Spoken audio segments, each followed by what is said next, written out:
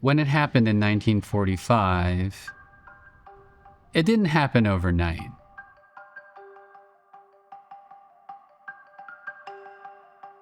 Christianity, by its very nature, being of God's kingdom, number one, it means that you're not loyal to the North Korean kingdom. And number two, it's a different kind of kingdom where power is not valuable. And we're actually going to share and give up power. And we're actually going to forgive our enemies. I think North Korea miscalculated how deep the roots of Christianity go into someone's heart. You might be able to get rid of churches, seminaries, Christian schools. You can control everything else, the narrative outside of someone's heart. But inside, it's very difficult. In 1945, people could move back and forth from the two Koreas pretty freely. It wasn't a situation like it is today where the DMZ exists and it's impossible to walk across to and from North Korea. But pretty shortly after, from a religious standpoint, the North Korean regime led by Kim Il-sung began to persecute Christianity, a very similar playbook from Stalin in Russia. You know, Kim Il-sung created a cult of personality where he was the god. He was and still is the god of North Korea. He didn't want any sort of rival gods.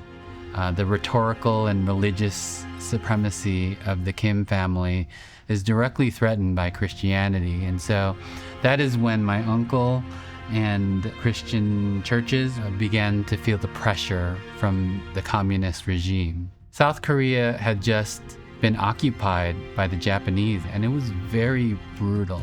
For example, my father was born in 1945, and during that time, the Japanese were still an occupying force there. He was born in February of that year.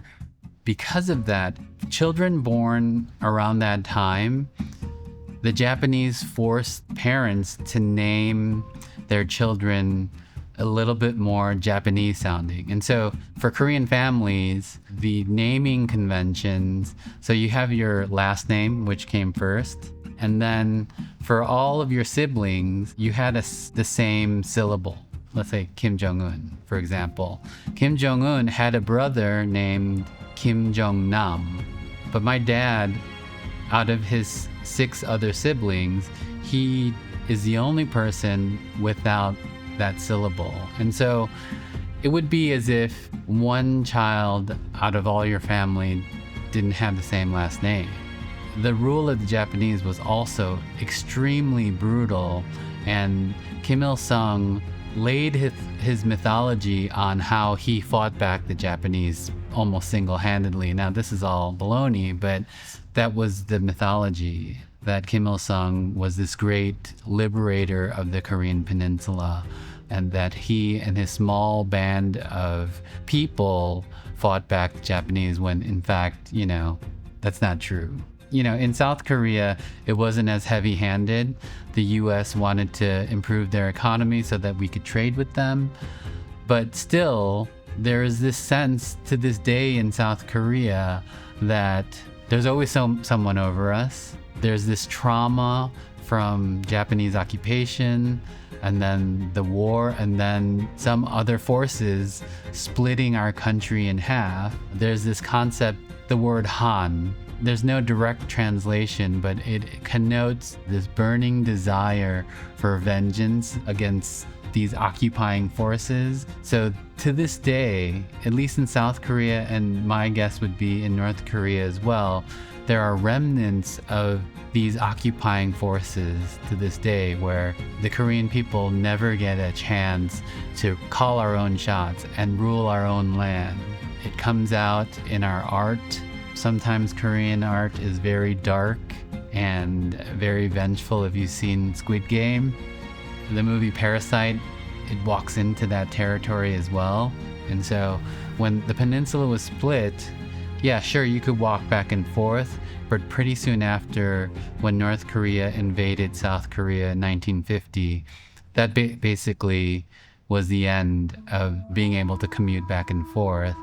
And to this day, there are families who have been separated from the Korean War. There is this extreme sadness as well from people who thought, I'm just going to go to South Korea and visit someone or do business.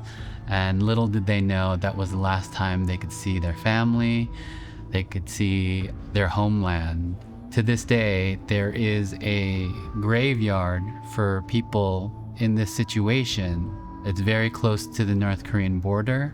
People who perhaps walked down to South Korea and were never able to return, they are buried in this place because they want to be as close as possible to their homeland and to their ancestors and to their families that they left behind. My uncle was part of that. According to his story, the Red Army wanted to kill him, and his family hid him under the floorboards of their house for, I believe it was a couple weeks. During that time, the Communist Army came in and exterminated his family while he was under the floorboard, unable to do anything.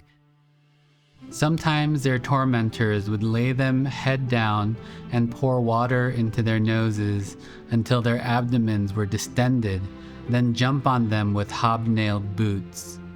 Finally, one Sunday in the summer of 1950, after the Korean War had started, they and a third Christian were beaten severely and thrown into the river. They started to crawl out, but their tormentors rushed in. They put them under the surface and sat on them until they thought they were drowned. Their faithful parishioners had stood on the shore, witnessing the sufferings of their pastors. When the Reds departed, they rushed in to rescue the bodies. Finding some sign of life, they forced the water from their lungs and gave them artificial breathing until they were revived. And so after that, he ran down to the south as well and started a new life. So North Korea, from the very beginning, they saw Christianity as this threat to their legitimacy. Kim Il-sung was portrayed as this godlike figure who had these powers. Apparently, he could fold space-time and he could disappear and reappear right behind you, and so he could kill his enemies. That obviously is a myth that someone conjured up, but that is the sort of lengths that the North Korean government has gone to eliminate information. Christianity was part of that, but it was much more than just Christianity. It was outside news, outside influences, outside TV. By the time the 1990s rolled around, the government was telling their people as they began to starve that we actually live on paradise on earth. Everywhere else in the world is much worse, and they could actually make those claims because there weren't any outside voices speaking to refute that. And so North Korea, since their inception, has been on this quest to both eliminate Christianity, but overall to legitimize these outlandish claims that they've made about themselves and about their great leadership and their godlike powers. They have been on a mission to destroy the church and anything that threatens this narrative.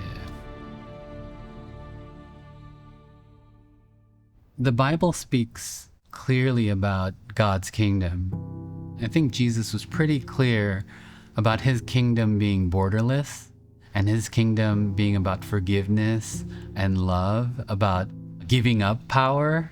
So that again flies in the face of what the Kims were trying to do. They wanted absolute control, loyalty.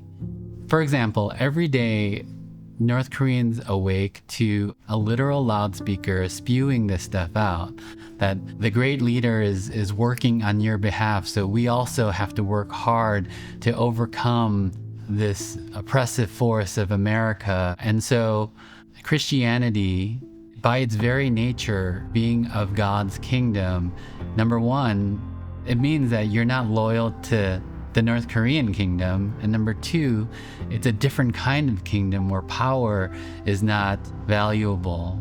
And we're actually going to share and give up power. And we're actually going to forgive our enemies. I think North Korea miscalculated how deep the roots of Christianity go into someone's heart. You might be able to get rid of churches, seminaries, Christian schools. You can control everything else, the narrative outside of someone's heart.